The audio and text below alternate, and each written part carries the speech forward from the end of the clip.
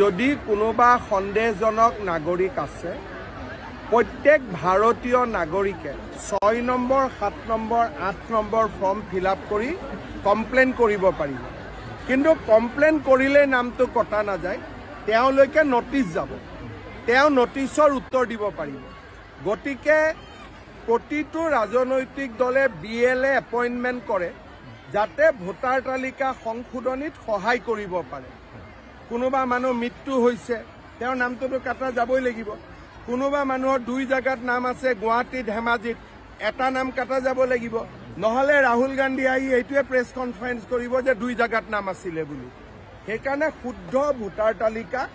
সকলো ৰাজনৈতিক দলৰ দায়িত্ব মইতো কংগ্ৰেছকো আহ্বান জনাম যে আপোনালোকেও যদি কোনোবা মৃত মানুহৰ নাম ভোটাৰ লিষ্টত আছে আপোনালোকেও নামবিলাক কটোৱাত চৰকাৰক সহায় কৰক বিজেপিৰ এজেণ্ডাই শুদ্ধ ভোটাৰ তালিকা